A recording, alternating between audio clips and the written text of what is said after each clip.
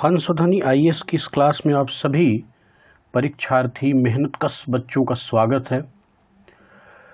जैसा कि आपको पता है कि हिंदी की सीरीज़ को लेके मैं आगे बढ़ रहा हूं और इसी क्रम में मैंने वाक्य एवं वर्तनी शुद्धि के विषय को उठाया है और इस विषय पर अभी तक मैंने एक वीडियो आपको दिया है जिसमें कि हमने चर्चा की थी पदक्रम संबंधी अशुद्धियों को ठीक करने के तरीके के बारे में। तो आज हम लोग वाक्य एवं वर्तनी शुद्धि के ही क्रम में थोड़ा सा आगे बढ़ेंगे और देखेंगे कि अभी और भी कुछ महत्वपूर्ण चीज़ें हैं जिन पर काम करना है। जैसा कि आज की क्लास का मुख्य विषय क्या होगा, अन्विति संबंधी अशुद्धियाँ। ये अन्विति क्या होती है, यानी जैसे कि इसका मुख्य चीज़ आप समझ लें कि क्रिया से कर्ता और कर्म की अन्विति, इसका एग्रीमेंट क्या चीज़ है, एग्रीमेंट, यही है अन्विति। इसे हम लोग कई बार अन्वय शब्द भी कहते हैं। तो चूंकि अन्वय से ही बना है अन्विति, तो ये अशुद्धि का बहुत ही सारगर्भित विषय है। तो आप इस पर नज़र रखिएगा और बड़ी गंभीरता से पढ़िएगा, क्योंकि यहाँ से खूब सारे सवाल आते हैं। तो जैसा कि मैंने आपको पदक्रम संबंधी अशुद्धियाँ ऑलरेडी पढ़ा दिया है, तो आज मैं इसकी चर्चा नहीं करूँगा। आज की चर्चा का मुख्य विषय क्या होगा, ये अन्विति संबंधी अशुद्धियाँ। तो अभी जैसा कि मैंने आपको दिखाया है, अन्विति का कुल मतलब क्या है कि क्रिया का वाक्य के कर्ता और कर्म के लिंग वचन इत्यादि के अनुसार इसका क्रिया का स्वरूप, यही है अन्विति। इसी तरह से कर्ता के कर्म के अनुसार लिंग का स्वरूप और कर्ता के अनुसार कर्म के अनुसार क्रिया का स्वरूप और कर्ता के अनुसार क्रिया का स्वरूप स्थापित करना ही अन्विति का में कहलाती है।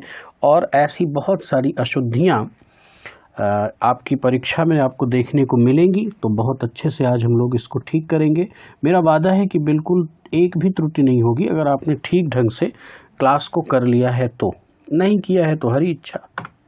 आगे देखें तो अन्विति क्या है, ये मैंने अभी आपको पिछली क्लास में स्पष्ट कर दिया कि क्रिया का कर्ता और कर्म के साथ इसका क्रिया का एग्रीमेंट ही क्या है, अन्विति है। तो अन्विति मुख्यतः देखें कि कर्ता और कर्म का भी अन्वय होगा, कर्ता और क्रिया का, कर्ता और कर्म और क्रिया का भी अन्वय होगा। संज्ञा और सर्वनाम ये कर्ता ही बनते हैं, यानी कर्ता का ही एक हिस्सा है, लेकिन मैंने अलग से आपके सामने रख दिया है क्योंकि कर्ता सदैव संज्ञा या सर्वनाम ही तो होगा। तो सर्वनाम से संबंधित कुछ महत्वपूर्ण अन्वय हैं जो कि यहाँ पर रखने हैं, वो भी मैं आपको दिखाऊंगा। और विशेषण विशेष्य का भी एक छोटा सा अन्वय है, उसकी भी चर्चा करेंगे। लेकिन हो सकता है कि आज की क्लास वहाँ तक न पहुँचे, लेकिन उतनी ही बात मुझे आपको देनी है जितनी आप डाइजेस्ट कर पाएँ। तो आइए आज हम लोग आगे बढ़ते हैं। देखिए, अन्वित संबंधी अशुद्धियों में सबसे पहली बात जो आपको ध्यान में रखनी है वो क्या है कि यदि कर्ता परसर्ग रहित है तो क्रिया, देखिए पहली चीज़ समझें कि कर्ता की स्थिति क्या है, वो परसर्ग रहित है और क्रिया कर्ता के अनुसार होगी। ये पहला नियम है और ये चीफ नियम है, ये फर्स्ट लॉ आपका मुख्य नियम है। इसी के आधार पर अन्य सारे नियम लिए गए हैं। देखिए कैसे, तो क्या बोला गया कि कर्ता परसर्ग रहित है। पहले समझ लें, छोटी सी बात है। जैसे ये मैंने कहा कि कर्ता, तो कर्ता का कारक क्या होता है, परसर्ग का मतलब क्या है, कारक चिन्ह। तो कारक का कर्ता चिन्ह क्या होता है, ने। यानी कर्ता, इस लाइन का कुल मतलब इतना है कि कर्ता जब भी आएगा तो वो अपने साथ ने लेकर नहीं आएगा, ने के बिना आएगा, यानी कर्ता परसर्ग रहित होगा। कैसा होगा, रहित होगा। ऐसी स्थिति में क्रिया कर्ता के अनुसार बदलेगी, लेकिन कुछ नियम हैं, उन नियमों का पालन करते हुए।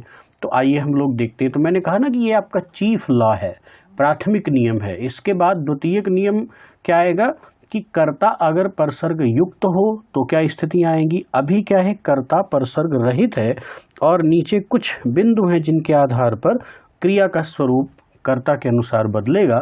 तो देखिए वो क्या है, पहला नियम, यदि कर्ता एक वचन का है तो क्रिया एक वचन की होगी। ये बिल्कुल सामान्य सी बात है जो आपने बहुत बार बचपन से पढ़ा है। जैसे मैंने कहा कि लड़का खाना खाता है, तो आप बताएं लड़का क्या है? ये सिंगुलर है, यानी ये एक वचन हुआ लड़का। अब उसके बाद देखिए कि लड़के खाना खाते हैं। लड़के, लड़के क्या हुआ? अब आप बताओ, लड़के एक वचन हुआ कि बहुवचन? निश्चित रूप से ये बहुवचन हुआ, तो आपकी क्रिया का स्वरूप क्या हो जाएगा? बहुवचन। खाता है नहीं, खाते हैं। बहुत ही सामान्य सी बात है ये, इसको आप अच्छे से कर सकते हैं। अगला नियम देखिए, ये तो नॉर्मल सा नियम है, लेकिन चूंकि पढ़ रहे हैं तो जानना जरूरी है। अगर आपने नहीं जाना तो चीज़ें अधूरी रह जाएंगी। यदि कर्ता स्त्रीलिंग का है तो क्रिया भी स्त्रीलिंग की होगी, किंतु यदि कर्ता पुल्लिंग है तो क्रिया भी पुल्लिंग होगी। इसका कुल मतलब क्या हुआ? यदि कर्ता आपका स्त्रीलिंग का है तो क्रिया भी क्या होगी? स्त्रीलिंग की होगी। किंतु यदि कर्ता पुल्लिंग का है, कर्ता कैसा है? पुल्लिंग का है, तो क्रिया भी क्या होगी? पुल्लिंग की। आइए एग्जाम्पल से समझते हैं।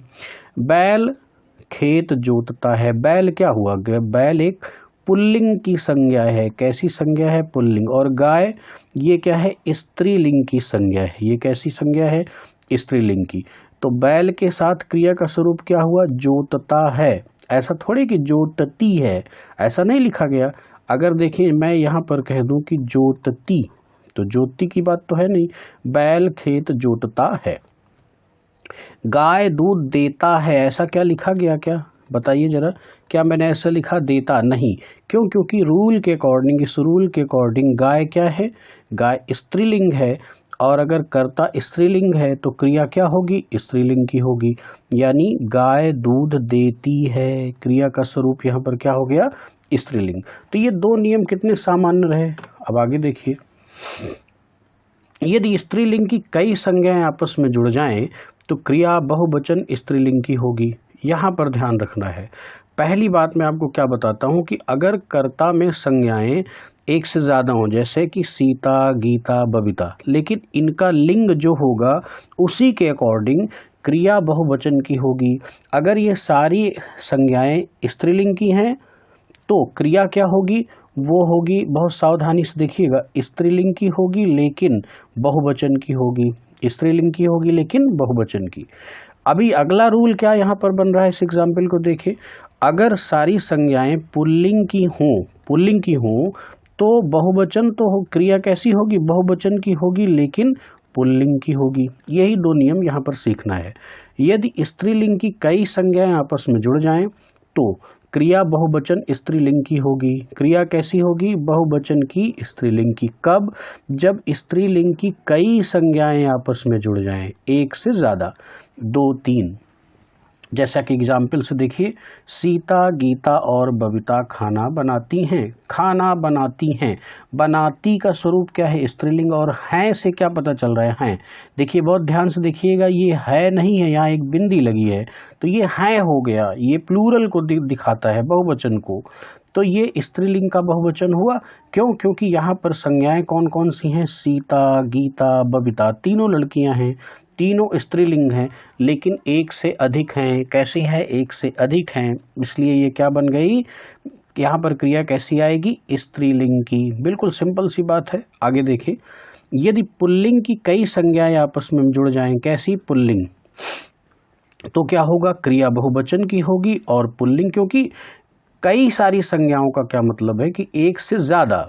जब एक से ज़्यादा है तो बहुवचन तो हो ही गया, लेकिन अगर पुल्लिंग ही है सब तो क्रिया का स्वरूप भी क्या होगा? बहुवचन और पुल्लिंग। बहुवचन और पुल्लिंग। जैसे मोहन, राजा और दिनेश पढ़ते हैं। मैंने क्या लिखा है कि पढ़ती हैं, ऐसा तो नहीं लिखा। हैं से क्या पता चल रहा है कि प्लूरल हो गया, बहुवचन। और पढ़ते से क्या पता चल रहा है? पुल्लिंग का बहुवचन। आगे देखिए, यदि स्त्रीलिंग और पुल्लिंग कई संज्ञाएं, यानी संज्ञाएं कई हों, एक से ज़्यादा हों, लेकिन अलग अलग लिंग की हों, कुछ स्त्रीलिंग की हों और कुछ पुल्लिंग की हों, और वो आपस में जुड़ जाएं, तो क्रिया हमेशा कैसी होगी? पुल्लिंग बहुवचन की होगी। बहुत इंपॉर्टेंट है ये। तो क्या होगा? पुल्लिंग बहुवचन की। अब यहाँ पर सावधानी रखनी है आपको कि इसका स्वरूप क्या बन रहा है, यानी कुल मिला के कर्ता का स्वरूप क्या है? कर्ता में संज्ञाएं, कुछ संज्ञाएं स्त्रीलिंग की हैं और कुछ संज्ञाएं पुल्लिंग की हैं। लेकिन जब ये एक से ज़्यादा हैं तो स्थिति क्या बन गई क्रिया की कि वो बहुवचन तो होगी, बहुवचन तो होगी लेकिन पुल्लिंग होगी। क्या होगी? पुल्लिंग। जबकि इसमें कर्ता स्त्रीलिंग का भी है। जैसे देखिए सीता, गीता और कामता। तो सीता गीता क्या हो गई? स्त्रीलिंग, लेकिन कामता क्या हो गया? पुल्लिंग। खाना बनाते हैं, तो देखिए क्रिया कैसी आई? क्रिया की अन्विति कैसे हो रही है? क्रिया बहुवचन है क्योंकि यहाँ पर है नहीं लिखा है, हैं लिखा है, और बनाते, बनाती नहीं लिखा है, बनाते हैं। तो इसका मतलब ये रूल लागू हो गया, पुल्लिंग बहुवचन। क्या? पुल्लिंग बहुवचन। कुल कॉन्सेप्ट क्या था कि स्त्रीलिंग और पुल्लिंग की कई संज्ञाएं आपस में अगर जुड़ जाएं तो फाइनली क्रिया क्या बनेगी आपकी? पुल्लिंग बहुवचन की। एक एग्जाम्पल और देख लें, लड़के, लड़कियां, पुरुष एवं स्त्री दिल्ली जा रहे हैं। यहाँ ये है क्रिया का स्वरूप। अब इस अन्विति को आप देखें, हैं से क्या पता चला आपको? हैं से पता चला कि क्रिया का स्वरूप बहुवचन है। और रहे, रहे यहाँ पर ध्यान रखना है कि रहा शब्द नहीं, रहे। इससे क्या पता चल रहा है? इससे पता चल रहा है पुल्लिंग बहुवचन। दोनों को मिला के क्या हो गया? पुल्लिंग बहुवचन। ठीक, रहे यानी पुल्लिंग और हैं से क्या पता चल गया? बहुवचन। तो लड़के, लड़कियां, पुरुष एवं स्त्री दिल्ली जा रहे हैं। ठीक, तो ये जस्टिफाई हो गया कि पुल्लिंग बहुवचन की क्रिया यहाँ पर होगी। अब अगला नियम देखें, यदि भिन्न लिंग की संज्ञाएं आपस में अपने अपने विशेषण के साथ हो, ये बहुत इंपॉर्टेंट है, अगर उनका विशेषण भी साथ हो और संज्ञाएं कैसी हो? भिन्न लिंग की हो, तो ऐसी दशा में क्या होगा? क्रिया अंतिम संज्ञा के लिंग के अनुसार होगी और बहुवचन होगी। यहाँ पर दो बातें हैं, मूलतः वचन उसका बहुवचन होगा किंतु उसका लिंग कैसा होगा? उस क्रिया का लिंग क्या होगा?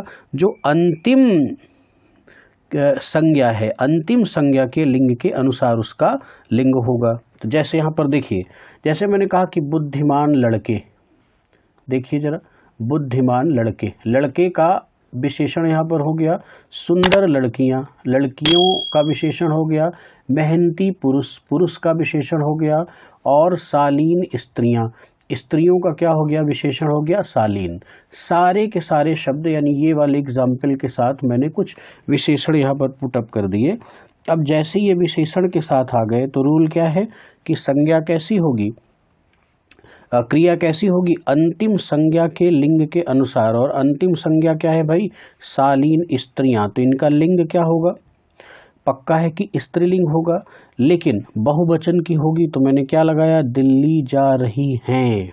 हैं से प्लूरल हो गया और रही से क्या हो गया? स्त्रीलिंग हो गया। क्यों लगाया? क्योंकि अंतिम संज्ञा शालीन स्त्रियां, ये स्त्रियां क्या है? ये स्त्रीलिंग है, इसलिए लिंग इसके अकॉर्डिंग आ गया।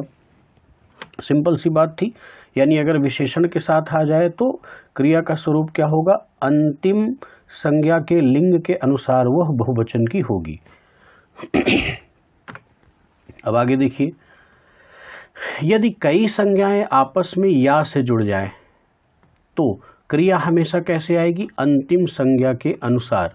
तो देखिए यहाँ पर याद रखना है कि अंतिम संज्ञा के अनुसार क्रिया का लिंग और वचन दोनों आएगा। लिंग और वचन दोनों का निर्धारण होगा अंतिम संज्ञा के अनुसार। कब? जब या से जुड़ा हो। जैसे रेखा, सीता या राजा, रेखा, सीता या राजा। देखिए यहाँ पर या जुड़ा है, घर जाएगा, घर जाएगा, क्योंकि राजा क्या है? सिंगुलर है, एक वचन का है और पुल्लिंग है।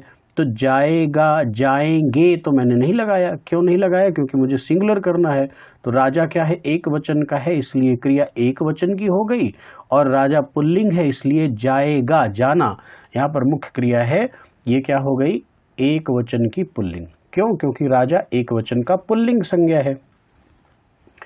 इसी प्रकार देखें, राजा सीता और रेखा घर जाएगी। यहाँ पर जाएगी लग जाएगा, क्यों लग गया? क्योंकि अंतिम संज्ञा रेखा क्या है, इसका स्वरूप क्या है?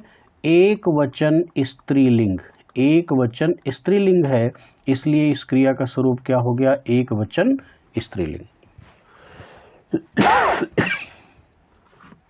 अब आगे देखिए, कई बार क्या करते हैं हम लोग, आदर प्रकट करने के लिए बहुवचन क्रिया का प्रयोग करते हैं। जैसे मेरे पिताजी घर आ रहे हैं।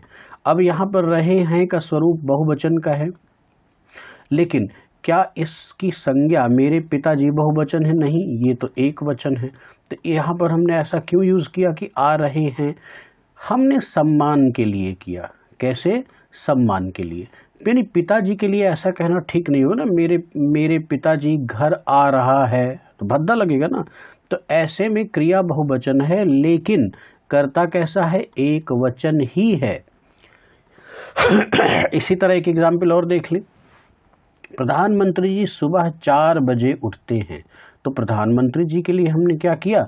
एक सम्मान सूचक शब्द लगाया। कितने बजे उठते हैं? 4 बजे। अब हम तो ऐसा नहीं कहेंगे ना कि प्रधानमंत्री जी सुबह 4 बजे उठता है। क्या ऐसा उठता कहना अच्छा रहेगा? नहीं, सम्मान के अकॉर्डिंग नहीं। तो आदर प्रकट करने अर्थात सम्मान सूचक शब्दों के रूप में हम लोग क्या करते हैं? क्रिया का स्वरूप बहुवचन कर देते हैं, जबकि कर्ता हमारा एक वचन ही होता है। ये सीखने वाली बात है। तो ऐसी गलतियां अगर आए तो आप ठीक कर लेंगे। अगर आपने क्लास अच्छे से करी है तो आप कर लेंगे। अच्छा, एक बात और ध्यान रखनी है कि आप सब लोग सब्सक्राइब करें और इसको शेयर करें तथा नोटिफिकेशन को ऑन करें, ताकि रेगुलर अपडेट आपके साथ मिलता रहे। ऐसा करना है आपको। आप चैनल को थोड़ा सा प्रमोट भी करें, क्योंकि मैं आपको एकदम क्रमिक रूप से तैयारी दे रहा हूँ। अब आगे बढ़ें। यदि भिन्न लिंग की संज्ञाएं द्वंद्व समास के रूप में जुड़ी हों तो क्रिया पुल्लिंग बहुवचन की होगी।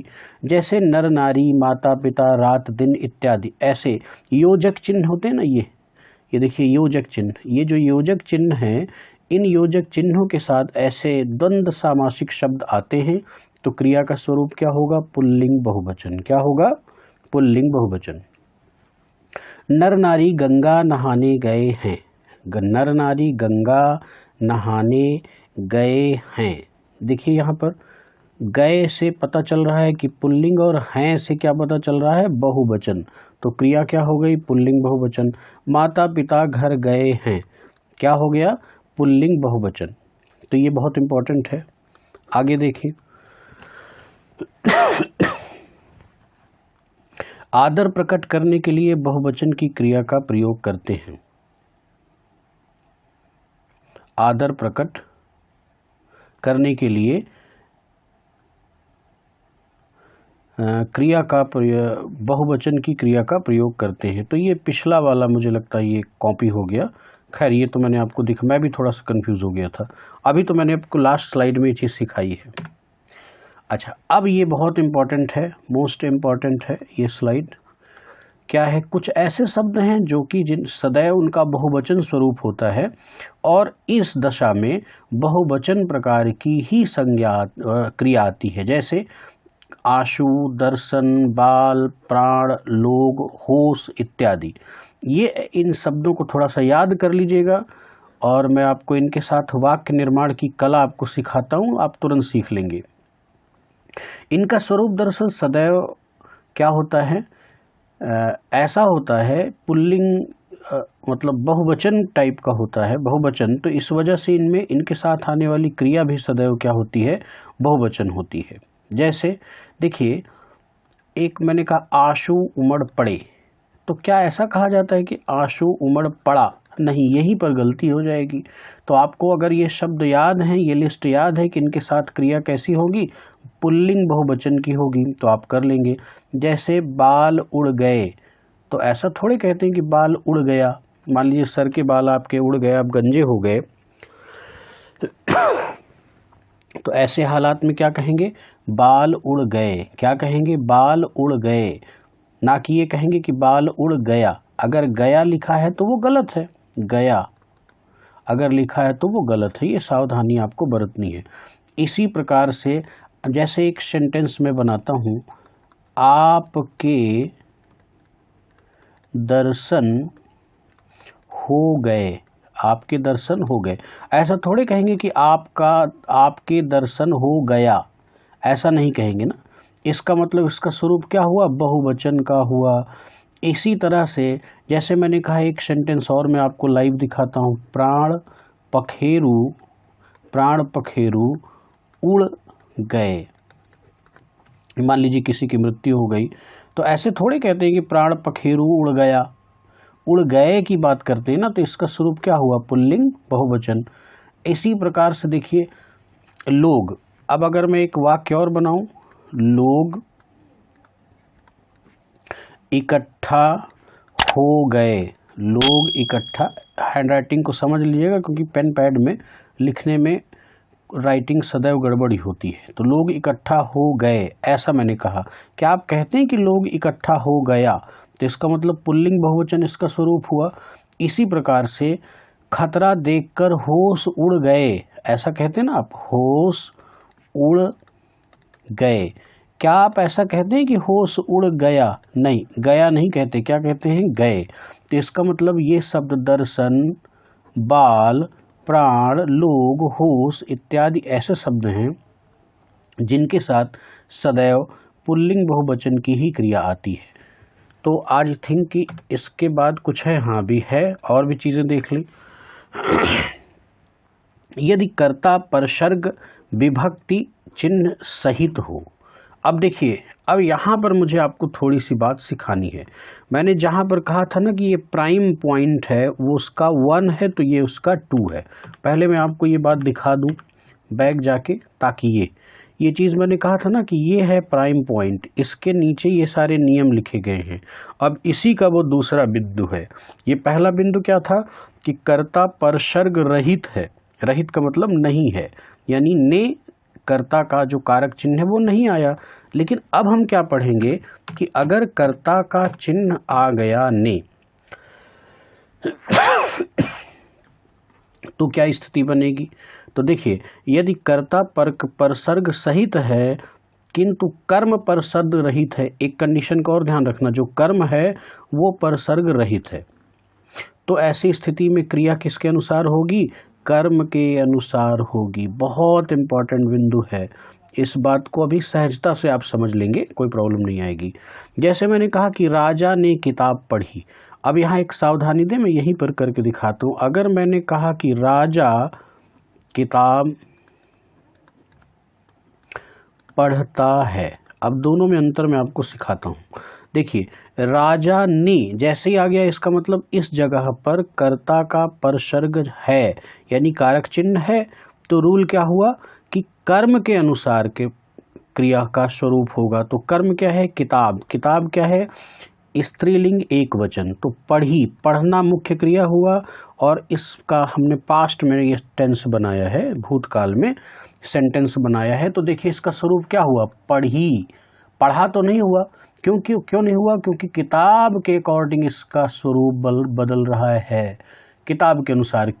क्योंकि कर्ता अपने परसर्ग के साथ आ रहा है। लेकिन जरा यहाँ देखें, मैं पिछला एग्जाम्पल यहाँ टैली करूँगा कि राजा किताब पढ़ता है, क्या राजा के साथ ने करता है, नहीं है। तो जब राजा अपने परसर्ग साथ नहीं है तो क्या आएगा, किताब पढ़ता है, किताब के अकॉर्डिंग नहीं हो रहा है, राजा के अकॉर्डिंग यहाँ पर क्रिया का स्वरूप है। क्योंकि यहाँ पर सर्ग नहीं है, लेकिन यहाँ पर क्या है, परसर्ग हैं। कर्ता का जब परसर्ग है तो क्रिया का स्वरूप किसके अकॉर्डिंग होगा, कर्म के अनुसार। यहाँ भी देख लें, जैसे सुरेखा ने किताब पढ़ी, तो किताब के अकॉर्डिंग ही ये आएगा। जैसे राजा ने अनेक निबंध लिखे, तो निबंध के अनुसार लिखे का स्वरूप है, ना कि राजा के अनुसार। सुरेखा ने अनेक निबंध लिखे, जबकि सुरेखा क्या है, स्त्रीलिंग है एक वचन की, लेकिन निबंध के अनुसार ही लिखे, अर्थात क्रिया का स्वरूप आ रहा है। क्यों आ रहा है, इस नियम के अनुसार। नियम क्या है, कर्ता अगर परसर्ग के सहित है, परसर्ग युक्त है, यानी अपने चिन्ह के साथ, ने के साथ है, तो क्रिया का स्वरूप किसके अकॉर्डिंग होगा, कर्म के अकॉर्डिंग होगा। कितना सहज बात है। आगे देखें, यदि कर्ता तथा कर्म दोनों परसर्ग सहित हों, यानी दोनों के विभक्ति चिन्ह आपस में जुड़े हों, दिए गए हों, तो क्या होगा, क्रिया सदैव एक वचन क्या होगी, पुल्लिंग होगी। जैसे राजा ने बच्चों को रुलाया, देखिए ये बहुवचन है, ये एक वचन है, लेकिन क्या कहा गया कि क्रिया का स्वरूप क्या होगा, एक वचन पुल्लिंग। क्यों? क्योंकि राजा भी अपने परसर्ग के चिन्ह के साथ है और बच्चों यानी बच्चे इसका भी यानी कर्म का भी परसर्ग है। तो क्या होता है, देखिए कर्ता ने कर्म को, तो कर्म का जो परसर्ग चिन्ह होता है, विभक्ति चिन्ह होता है, परसर्ग होता है, वो क्या होता है, कारक चिन्ह होता है। वो क्या होता है, कई नाम से जानते हैं, तीनों नाम मैंने बोल दिया, कर्ता का ने और कर्म का को। तो देखिए राजा ने बच्चों को रुलाया, कितना आसान है। लेकिन सुरेखा क्या है, स्त्रीलिंग है ना, सुरेखा ने बच्चों को रुलाया, तो यहाँ पर भी रुलाया है और यहाँ पर भी रुलाया है, जबकि यहाँ पर राजा एक वचन पुल्लिंग है और ये एक वचन स्त्रीलिंग है। स्त्रीलिंग होने के बावजूद क्रिया का वही स्वरूप है। क्यों? क्योंकि यहाँ पर रूल है कि कर्ता और कर्म दोनों यदि अपने परसर्ग के साथ हैं, तो देखिए यहाँ पर सब्जेक्ट यानी कर्ता भी ने के साथ है और बच्चों यानी जो कर्म है वो भी क्या है, अपने परसर्ग के साथ है, को के साथ है। इसलिए क्रिया का स्वरूप क्या होगा, एक वचन पुल्लिंग। बहुत इंपॉर्टेंट रूल है ये भी, इसको अच्छे से तैयार कर लीजिएगा। अब आगे चलें। यदि कर्ता के रूप में अलग अलग पुरुष के सर्वनाम आए, यहाँ पर थोड़ा सा सर्वनाम का मामला है, तो पहले मैं सर्वनाम के बारे में आपको बता दूं कि आपको पता होगा कि सर्वनाम क्या होते हैं, उत्तम पुरुष, उत्तम पुरुष, मध्यम पुरुष और अन्य पुरुष। क्या होता है, अन्य पुरुष। तो वही तो इंग्लिश में होते हैं ना, फर्स्ट पर्सन, सेकंड पर्सन और थर्ड पर्सन, यही चीज़ है यहाँ पर। तो उत्तम पुरुष में क्या होता है, मैं और हम। मध्यम पुरुष में क्या होता है, तुम के सारे वर्जन, तुम, तुम्हारा इत्यादि। और अन्य में क्या होता है, यह, वह, ये, वे इत्यादि, ये अन्य पुरुष में होगा। तो यहाँ पर यही चीज़ दिखा। अच्छा, अन्य पुरुष में जितने भी नाम होते हैं यानी जो प्रॉपर नाउन होते हैं वो सब के सब अन्य पुरुष में आते हैं। तो यहाँ पर अगर इन कर्ता में तीनों को रखना हो तो उसका सही क्रम क्या होगा, उनका क्या होगा, सही क्रम क्या होगा। यहाँ से बहुत बार गलतियाँ करवाई जाती हैं। तो देखिए मैं आपको एक तरीका बताता हूँ, धारा 231, ये याद रखिए। धारा, ये समझने के लिए, ऐसी कोई धारा की बात नहीं है, आईपीसी या सीआरपीसी की धारा की बात नहीं है, समझाने के लिए। धारा 231 देख लें। 2 का मतलब क्या हुआ, मध्यम पुरुष। 3 का मतलब क्या हुआ, अन्य पुरुष। और 1 का मतलब क्या हुआ, उत्तम पुरुष। तो धारा 231 हो गई। अब आ जाए यहाँ पर, जैसे मैं ये क्रम हुआ, इसी क्रम के अकॉर्डिंग एग्जाम्पल देखें। तुम, वह और हम घर चलेंगे। ठीक, तो चलिए अब एक बात तो बिल्कुल पक्का है ना कि ये तीनों प्रोनाउन मिल करके पुल्लिंग बहुवचन बनाएंगे, और पुल्लिंग है तो क्रिया क्या होगी, पुल्लिंग बहुवचन होगी। ये तो आपने पिछले एग्जाम्पल से ठीक कर लिया होगा। जैसे तुम, राजेश, मैं, तो ये 3 आदमी तो हुए ना, तो 3 तो क्या हुए, पुल्लिंग हो गए, मतलब बहुवचन हो गए। और पुल्लिंग है तो पुल्लिंग, स्त्रीलिंग है तो स्त्रीलिंग। लेकिन क्रम क्या होगा ये देखना है। तो मैंने क्या बताया, धारा 231। तो तुम, वह और हम। तुम क्या हुआ, मध्यम पुरुष। वह क्या हुआ, अन्य पुरुष। हम क्या हुआ, नहीं, तुम क्या हुआ, मध्यम पुरुष। वह क्या हुआ, अन्य पुरुष। और हम क्या हुआ, उत्तम पुरुष। ठीक, तो ये धारा 231 का रूल लग गया। जैसे तुम, ये क्या हुआ, मध्यम पुरुष। राजेश क्या होता है, अन्य पुरुष। तो ये 2, 3 और मैं क्या हुआ, ये उत्तम पुरुष यानी 1। तो धारा 231 यहाँ लग गई। अगर ये ट्रिक आपने अपने दिमाग में रख लिया तो आप कर लेंगे। तो सही क्रम क्या है, धारा 231 यानी मध्यम पुरुष, अन्य पुरुष और उत्तम पुरुष, ये है इसका क्रम। ठीक है, तो आई थिंक ये बात आपको स्पष्ट हो गई होगी। तो आज की स्लाइड में कुछ भी नहीं है आगे। तो आज की क्लास के लिए थैंक यू। अगले स्लाइड के साथ मैं शीघ्र ही मिलूँगा। ध्यान रखना है कि अभी वाक्य शुद्धि का क्रम पूरा नहीं हुआ, अभी और भी 1-2 क्लासेस होंगी। इसके बाद फिर हम वर्तनी में आएंगे, क्योंकि हर चीज़ मैं आपको क्रमिक रूप से और समग्र रूप से दूंगा। बहुत बहुत धन्यवाद।